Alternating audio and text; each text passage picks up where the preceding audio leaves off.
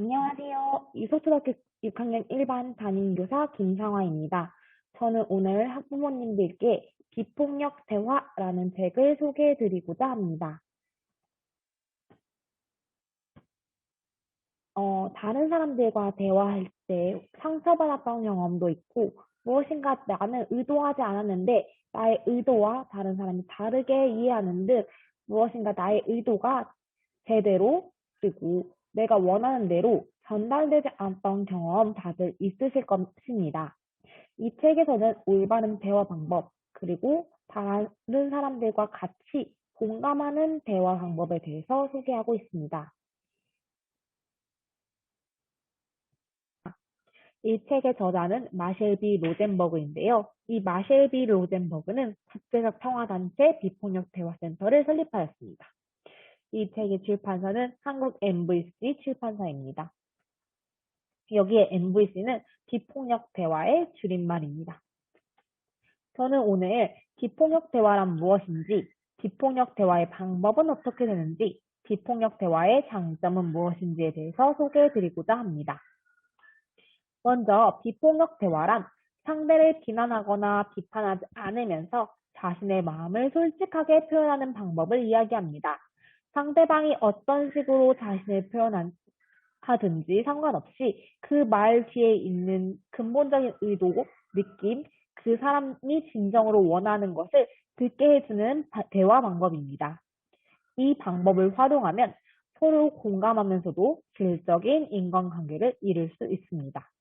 비폭력 대화 방식은 가족 안에서, 그리고 학교에서, 조직에서, 기관에서, 외교와 사업 분야, 상담 분야 등 다양한 분야에서 적용이 가능합니다.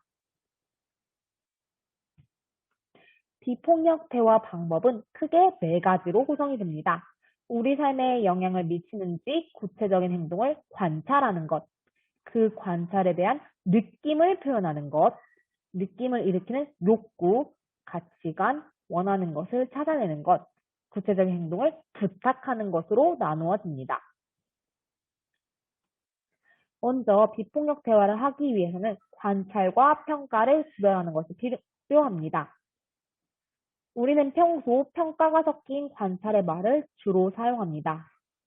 예를 들어 그는 늑장을 부려 균형 잡힌 식사를 하지 않으면 건강을 해치게 돼. 너는 후한 사람이야 등과 같은 대화 방법도 모두 다 평가가 섞인 관찰입니다. 게으르다, 바보 같다 라는 부정적인 언어뿐만 아니라 긍정적이거나 요리사처럼 중립적으로 보이는 말도 한 사람을 그 자체로 보는 능력을 제한한다고 합니다. 따라서 우리는 평가와 분리된 관찰 어휘를 사용하여 이야기하는 것이 필요합니다. 예를 들어 그는 늦장을 부려 보다는 그는 시험을 보기 전날 밤에만 공부를 한다. 균형 있는 식사를 하지 않으면 건강을 해치게 된다 보다는 내가 균형 잡힌 식사를 하지 않으면 건강을 해칠까 봐 걱정돼. 너는 후한 사람이야 보다는 점심 먹을 돈을 모두 다른 사람에게 주는 것을 보니 너는 아주 후한 사람이라는 생각이 든다 등으로 고쳐 말하는 것이 필요하다고 합니다. 두 번째로는 자신의 느낌을 표현하는 것입니다. 우리는 느낀다라는 말을 쓰면서도 실제로는 그 느낌을 표현하지 못하는 경우가 많다고 합니다. 예를 들어 나는 공정한 대우를 받지 못한다고 느껴. 그래서 느낀다를 생각한다로 바꾼다면 그 의미가 더 명확하게 전달될 것입니다. 평소 느낌이 아닌 것을 느낌으로 표현하는 경우가 우리는 굉장히 많습니다. 그래서 느낌을 표현하는 말을 알아두고 활용하는 것이 필요한데요. 느낌을 나타내는 말에는 만족스러운, 유쾌한, 기운 없는, 속상함, 침착한, 친근함, 흥분되는 등과 같은 단어들이 있습니다. 이러한 느낌을 나타내는 말을 활용해서 자신의 느낌을 솔직하게 인정하고 표현하는 것이 갈등을 해결하는 데 도움이 될 수 있습니다. 이때 느낌과 생각을 구별하는 것이 필요합니다. 그 다음으로는 욕구나 가치관 등 내가 원하는 것을 찾아내는 것이 필요합니다. 우리가 느끼는 다양한 느낌의 근원은 욕구에 있다고 합니다. 자신이 필요한 것을 표현함으로써 우리는 욕구를 충족시킬 수 있고 본인의 욕구를 명확하게 파악함으로써 자신의 느낌에 대한 책임감을 키울 수 있습니다. 다른 사람이 말하는 행동이 우리의 느낌에 자극이 될 수는 있지만 원인은 아닙니다. 따라서 우리는 우리 느낌의 근원을 가고 의식하는 것이 필요합니다. 우리의 느낌은 그 순간 자신의 필요와 기대에 따른 것이기도 하지만 다른 사람의 말과 행동을 어떻게 받아들이기로 선택했는가에도 달려 있습니다. 듣기 힘든 말을 받아들일 때 우리는 네 가지 방법을 활용합니다.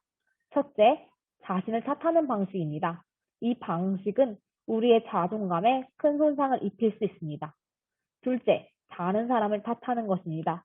이렇게 함으로써 우리는 분노를 느낄 수 있습니다. 셋째, 자신의 느낌과 욕구를 인식하는 것입니다.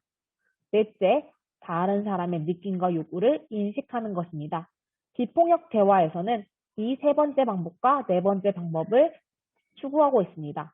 자신의 느낌과 욕구를 인식하는 것을 중요시함으로써 자신의 욕구를 인식하고 명확하게 파악할 수 있고요. 이를 통해 자신이 왜 그러한 느낌을 느꼈는지 알고 자신의 느낌에 대한 책임감도 키울 수 있습니다.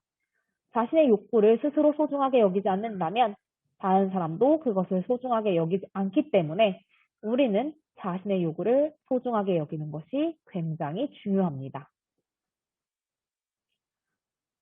이때 느낌을 자신의 욕구에 더 직접적으로 연결하여 표현하는 것이 중요하다고 합니다.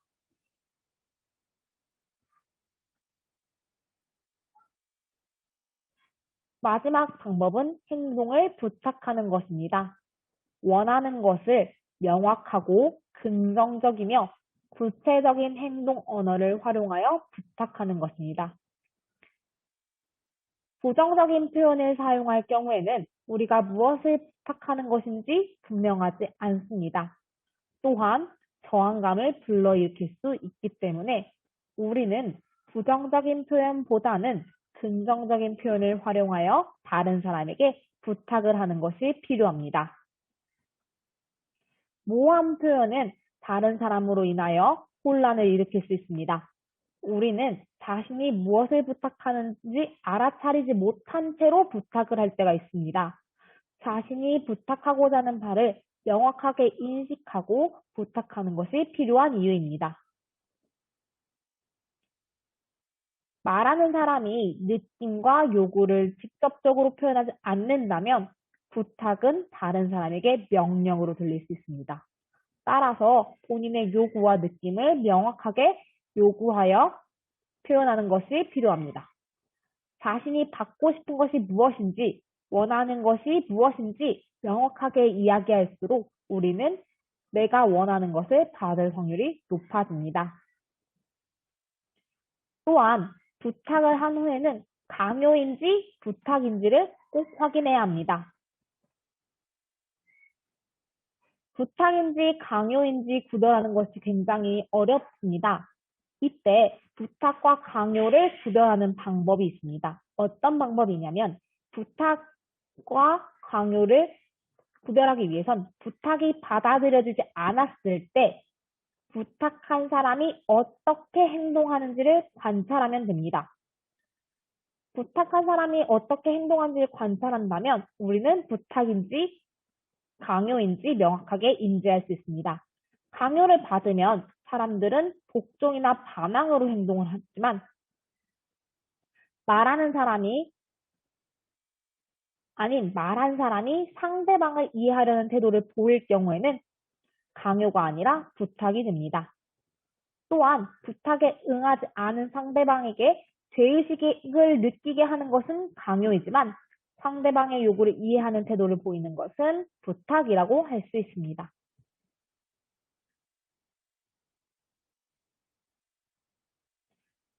이러한 비폭력 대화의 장점은 내가 원하는 것에 조금 더 집중하는 것을 통해 스트레스를 감소시킬 수 있고 상대방에게 공감함으로써 유대를 강화할 수 있다는 것입니다.